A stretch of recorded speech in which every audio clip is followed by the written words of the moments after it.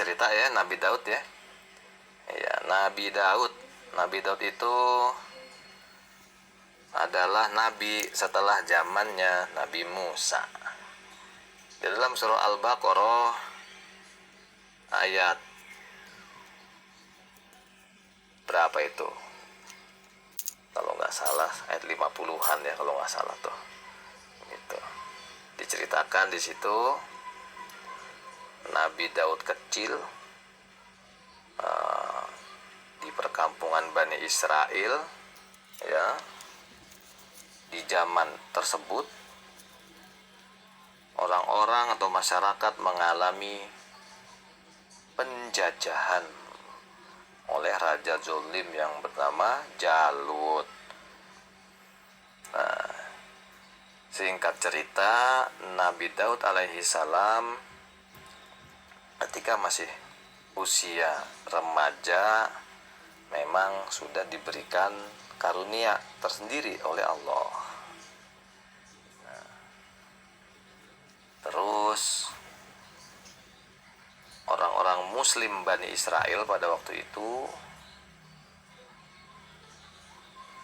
ngerasa dijajah enak gak sih? Dibully, ditakut-takutin, diteror gak enak. Wah, kita gimana nih? Kita ditakut-takutin, punya duit diambil, punya padi gandum dirampok, punya emas direbut, punya ayam, punya kambing, ya kan, disuruh kumpulin, serahin kepada Raja Jalut. Itu penjajahan. Orang-orang muslim Bani Israel menghadap seorang nabi, namanya Nabi Samuel. Singkat cerita, ditunjuklah satu pemimpin namanya Tolut. Setelah ditunjuk satu pemimpin, satu jenderal yang akan menjadi komandan bertarung atau perang lawan Raja Jalut ya, diantaranya ada Nabiullah Daud alaihi salam. Ada musik itu. Nabi Daud kecil, soleh dan berani, ya, membela yang benar, membasmi yang jahat, Jalut walau besar dikalahkan Daud, benar pasti menang, jahat pasti kalah, gitu. Jahat pasti kalah. Itu musiknya, ada filmnya di YouTube, nontonlah ya. Kan nonton nggak pernah ya? Tahuan lu main TikTok melulu sih. Iya, nonton kisah para nabi, Nabi Daud, Nabi Ibrahim gitu. Nah, singkat cerita, Raja Jalut, raja jahat, dikalahkan oleh Nabi Daud alaihi salam dengan ketapelnya, ditimpuk palanya, kemudian meninggal dunia. Alhamdulillah. Sehingga bangsa Israel, bangsa muslim Israel pada saat itu menjadi bangsa yang merebut kemerdekaan ya. Takbir, Allahu Akbar. Ya, lupa dengan takbir, gue suruh takbir. Ulangin. Takbir, Allahu Akbar. Iya. Puasa betul lama amat sih. Jadi gitu ya. Lanjut lagi. Bagaimana kita tahu Nabi Daud alaihissalam memiliki beberapa anak beliau, diantaranya ada yang diangkat menjadi nabi dan rasul. Ayo, siapa yang tahu namanya? Iya, Nabi Sulaiman. Gitu. Ya. Nabi Sulaiman alaihissalam. Nabi Daud saat menjabat sebagai raja atau presiden, beliau sangat bijaksana. Dan ada satu poin penting, diantaranya puasa. Yang paling disukain oleh Allah adalah puasanya Nabi Daud alaihi salam. Sehari puasa, sehari enggak. Nanti di bulan Ramadan, siapa orang yang bisa ngelaksanain puasa seperti Nabi Daud, boleh. Sehari puasa, sehari enggak, kalau enggak ya, kalau nggak capek, kalau misalnya nggak terlalu repot Tuh, kalau masih belum memungkinkan ya puasa Senin Kemis gitu ya. Jadi perintah puasa sudah ada sejak dulu. Baik, lanjut lagi. Setelah Nabi Daud meninggal, kerajaan Muslim Bani Israel pada waktu itu diwarisin oleh Nabi Sulaiman. Nabi Sulaiman ini kisah beliau ada di surah Saba, ada juga di surah An-Naml. Ya, surah Saba, surah nomor 34 ya. Gitu. Jadi ceritanya tuh ketika Nabi Sulaiman sedang berjalan ke suatu tempat bersama bala tentaranya ya, dengan pasukan-pasukan yang di bawah komandonya. Mereka berhenti. Loh, kenapa berhenti? Ternyata ada semut. Ya, semut itu berbicara kepada saudara-saudaranya bangsa semut. Wahai saudara-saudaraku bangsa semut, ayo kita masuk ke lubang. Kalau kita nggak segera masuk ke lubang kita, ke markas kita, ke rumah kita, nanti kita akan diinjak-injak oleh Nabi Sulaiman. Sementara Nabi Sulaiman nggak tahu kata semut begitu. Nabi Sulaiman pun senyum, subhanallah, ternyata ini adalah karunia Allah. Nabi Sulaiman bisa berbahasa, bisa berbicara, bisa mengerti bahasa hewan-hewan atau binatang-binatang. Begitu. Dan di tempat peristirahatannya Nabi Sulaiman itu, tempat mereka berhenti bersama pasukan-pasukan, Nabi Sulaiman mengadakan inspeksi ya, upacara tuh pembina upacara dah gitu, seluruhnya siap gerak, yang depan gerak, begitu kira-kira.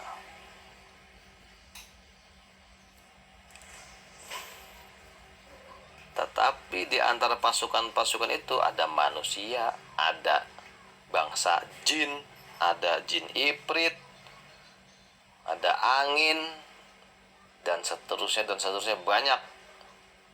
Tetapi nggak hadir yang namanya burung hudhud. Terus Nabi Sulaiman bilang begini,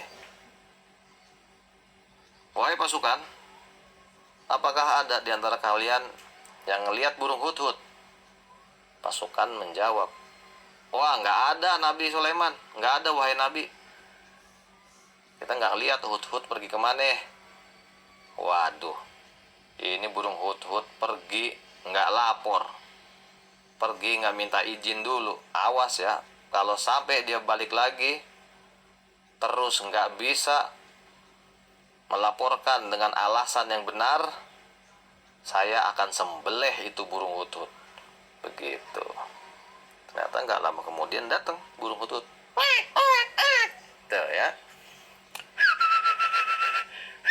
Kita kira-kira gitulah bunyi burung, kalian bisa kan? Ya.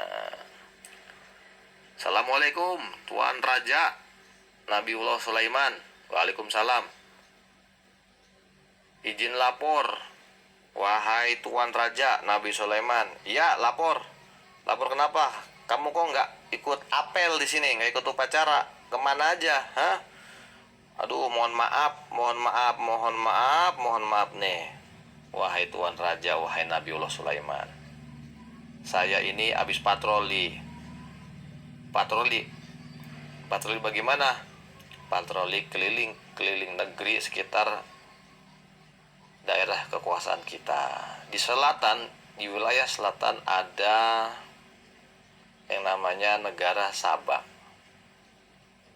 Terus apa lagi hasil dari patroli kamu? Kata Nabi Sulaiman. Negara itu dipimpin ya oleh seorang raja, tapi perempuan wahai Nabi Sulaiman. Kalau Nabi Daud jadi raja laki-laki, Nabi Sulaiman jadi raja laki-laki juga. Lah ini raja tapi perempuan. Oh begitu ya. Iya raja. Dan yang saya bikin gak enak lagi, udah rajanya perempuan, mereka gak nyembah Allah, nyembah matahari. Nah. Baik, berbahagia, setelah Nabi Sulaiman mendengar orang-orang Sabah. Sabah itu ada di bawahnya Saudi Arabia, ya, di negeri Yaman, ya, Yaman Selatan, Yaman Utara, itu dekat ibu kota Sanaa, di situ tempatnya. Nabi Sulaiman mendengar berita bahwa orang-orang negeri Sabah bukan menyembah Allah. Gitu. Bagaimana bisa, kata Nabi Sulaiman? Karena memang dulu nenek moyangnya itu, rajanya negeri Sabah, bapaknya Ratu Balkis, turun-temurun udah menyembah matahari. Dan setan membikin mereka itu memandang indah perbuatan mereka. Begitu, makanya hati-hati nih godaan setan. Dikirainnya perbuatan kita bener, padahal salah. Nah, kita harus waspada. Oh begitu ya Hud-Hud, ya baik Hud-Hud, laporan saya terima, kata Nabi Sulaiman. Tadi rencana saya pengen menyembelih kamu, saya batalin. Alhamdulillah. Makasih wahai Nabi Sulaiman, terima kasih. Tapi ada tugas buat kamu. Oh siap, wahai Nabi Sulaiman, siap. Saya ini prajurit, selalu siap melaksanakan perintah, wahai Nabi Sulaiman. Ini ada surat. Nabi Sulaiman menulis surat. Saya bikin surat, kamu bawa ke negeri Sabah. Baik, Nabi Sulaiman, baik. Murid-murid dan hadirin yang berbahagia, kemudian burung hudhud itu pergi terbang ke negeri Yaman. Tentu arahnya arah selatan, kira-kira begitu. Dari Palestina terbang ke Yaman. Jauhnya udah kayak apa itu? Lebih dari 1000 km, ya. Kalau naik onta aja atau naik kuda tercepat bisa sebulan lebih. Nah, ini burung hudhud cepat berarti dia itu. Sesampainya di istana Ratu Balkis, surat itu diletakkan, ya, ditaruh di kamarnya Ratu Balkis. Dan Ratu Balkis pun membaca surat dari Nabi Sulaiman. Apa isi surat itu? Nggak ada bujuk rayu, segala gombal, nggak ada. Langsung to the point Nabi Sulaiman. Bismillahirrahmanirrahim, dengan nama Allah yang maha pengasih, maha penyayang. Ini minat Sulaiman. Sesungguhnya surat ini dari Nabi Sulaiman. Masuklah Islam dan datanglah kepada saya, atau saya akan datangin negeri kamu dengan pasukan-pasukan yang kamu nggak akan sanggup menghadapin pasukan saya itu. Nah begitu kata Nabi Sulaiman, kaget. Waduh, kata Ratu Balkis, ini ada surat kok, langsung nyuruh masuk agama Islam, nyuruh pindah agama.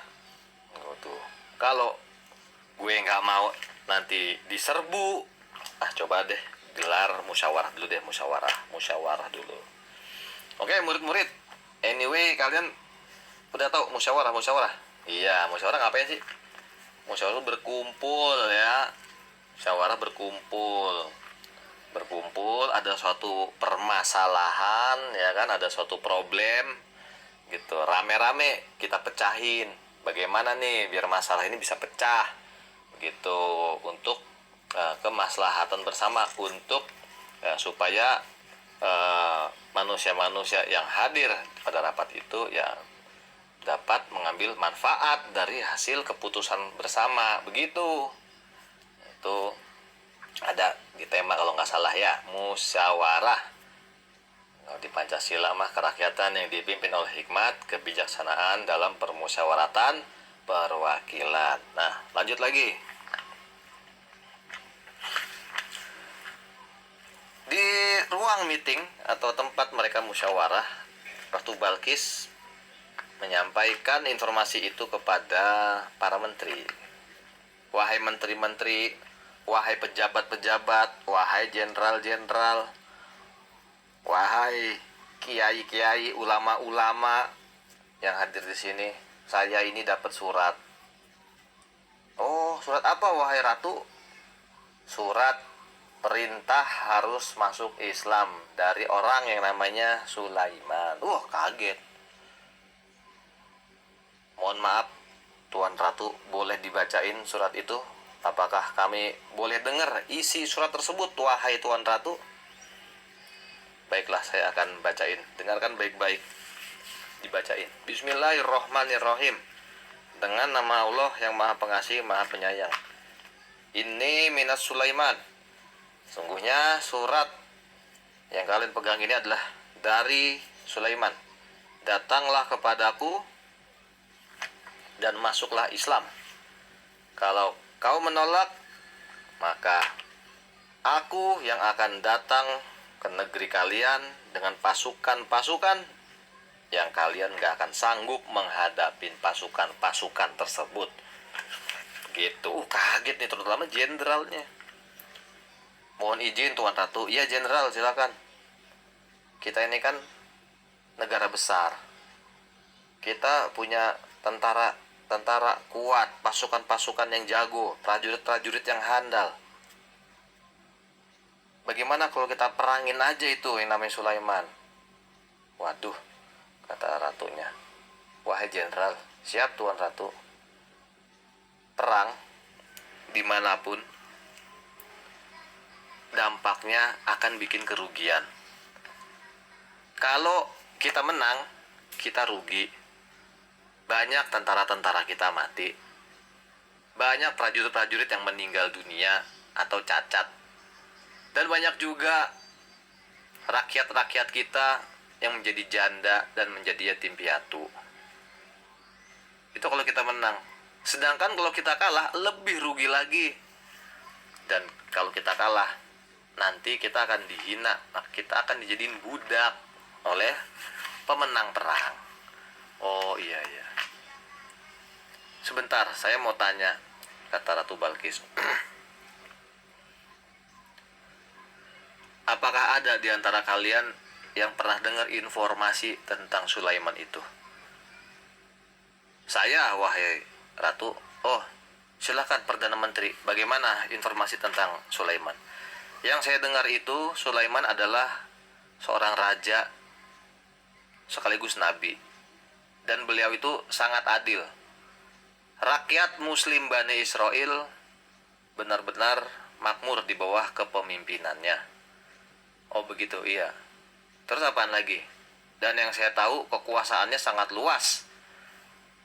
Dan bala tentaranya sangat banyak. Tentu namanya nabi, utusan yang dimuliakan, pasti punya mukjizat-mukjizat yang orang lain gak punya mukjizat tersebut. Oh begitu. Ada lagi, Pak Perdana Menteri? Hanya itu aja, Tuan Ratu, informasi yang saya punya. Oke. Baik bapak-bapak, ibu-ibu, para hadirin hadiroh semuanya, kata Ratu Balkis. Begini aja. Saya punya ide. Kita jangan perang dulu.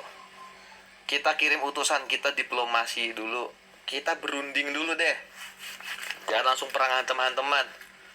Bagaimana? Kalian setuju? Oh ya benar Tuan Ratu, itu ide yang bagus, kata para pejabat. Nah, dikirimlah utusan sekali, 2 kali. Sekalian utusan itu memberikan hadiah buat Nabi Sulaiman. Tetapi hadiah yang dibawa itu ya gak seberapa. Karena kita tahu bahwa Nabiullah Sulaiman alaihissalam adalah Nabi yang paling kaya. Utusan yang datang kepada Nabi Sulaiman ditegur. Wahai utusan Ratu Balkis, apakah kalian pengen kasih duit buat saya? Sementara duit dari Allah lebih banyak daripada duit yang kalian kasih ke saya. Saya tolak, saya gak mau terima. Bawa lagi semua hadiah, emas, berlian, semua barang-barang berharga, dan sampaikan kepada Ratu Balkis, segera datang ke sini atau saya bersama pasukan saya datang ke sana dan kalian yang akan sanggup menghadapi pasukan-pasukan saya ini. Begitu kata Nabi Sulaiman. Ya iyalah, pasukannya ada jin ibrit kan gede. Tuh, ya, ada semut, ada binatang-binatang. ya ada angin, dan seterusnya dan seterusnya. Murid-murid serta hadirin yang berbahagia, dan semua yang hadir yang insya Allah diberkahi oleh Allah. Kemudian utusan tersebut lapor kepada Ratu Balkis. Kalau nggak salah ini utusan namanya Munzir bin Aswa, lupa, namanya Munzir aja. Terus bilang, wahai Ratu Balkis, saya bersama rombongan udah ngasih upeti, udah ngasih hadiah, tapi nggak mau. Kelihatannya orang itu benar-benar nabi deh. Bagaimana kalau kita datang aja? Oh iya baik, langsung delegasi saya sendiri yang pimpin. Gitu. Ratu Balkis memimpin semua rombongan pejabat-pejabat dari negeri Yaman ke Palestina. Kemudian itu berurut kembali lagi ke Palestina, lapor kepada Nabi Sulaiman. Assalamualaikum. Waalaikumsalam. Ada apa Tuhut? Ratu Balkis bersama para menteri dan para pejabat mau datang kemari, wahai Nabi Sulaiman. Oh begitu, iya. Baik, saya punya ide, kata Nabi Sulaiman. Laporan diterima Tuhut, silakan kembali ke tempat. Baik, terima kasih wahai Nabi. Nabi Sulaiman mempunyai ide, maksudnya pengen mengetahui apakah ini Ratu Balkis sadar bahwa singgasananya atau kursi tempat duduk yang gede itu masih diingat atau enggak. Kemudian Nabi Sulaiman berkata, wahai para pembesar, wahai para pejabat, apakah di antara kalian ada yang sanggup memindahkan singgasana Ratu Balkis kemari? Jin Ifrit langsung berdiri. Saya raja. Wahahaha. Jin, raja jin juga itu. Saya ini sanggup memindahkan singgasana Ratu Balkis, wahai Nabi Sulaiman. Bagus, bagus, wahai Jin Ifrit, kata Nabi Sulaiman. Nabi Sulaiman melanjutkan, berapa lama waktu yang ente butuhin supaya singgasana itu nyampe kemari? Kata Jin Ifrit, sebelum Nabi Sulaiman berdiri dari tempat duduk, itu singgasana udah sampai di sini. Wah, itu ya jin, kan jin begitu. Jin demen kan dia ketawa, wah kan gitu. Kemudian Nabi Sulaiman melanjutin diskusi atau pembicaraan atau dialog. Bagus Jin Ifrit. Oke, para pejabat, ada lagi nggak yang lebih cepat daripada Jin Ifrit? Gitu. Berdirilah seorang ulama, orang yang berilmu dan memiliki hikmah. Saya, wahai Nabi Sulaiman, namanya Ashif.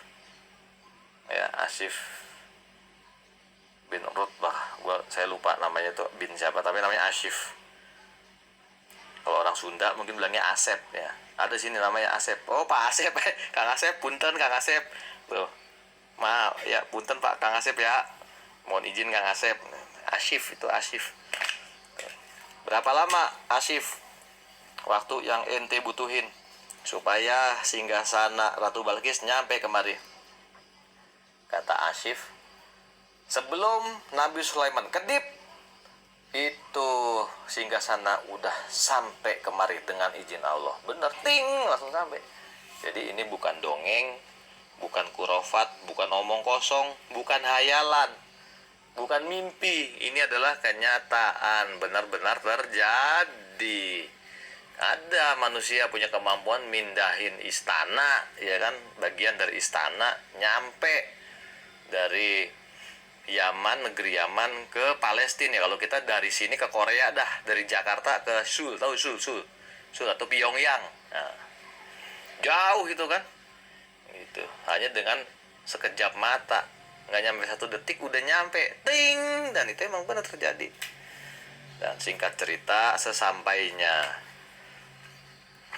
Ratu Balkis di istana Nabi Sulaiman, dan sebelumnya emang Nabi Sulaiman udah kasih perintah buat para jin-jin, ya.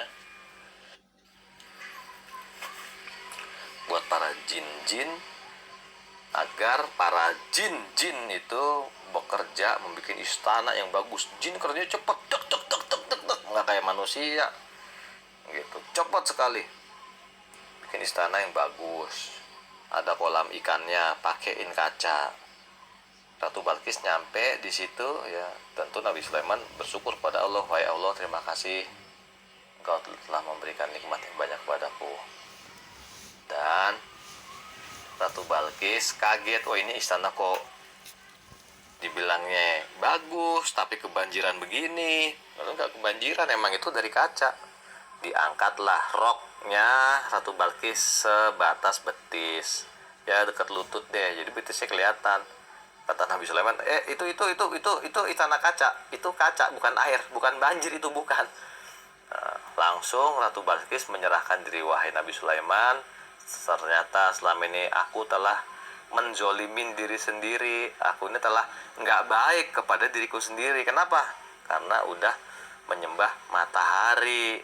Dan saksikanlah, wahai Tuhannya Nabi Sulaiman, aku berserah diri kepada Engkau, wahai Tuhannya Nabi Sulaiman, dan aku menjadi orang yang muslim, orang yang beragama Islam, begitu.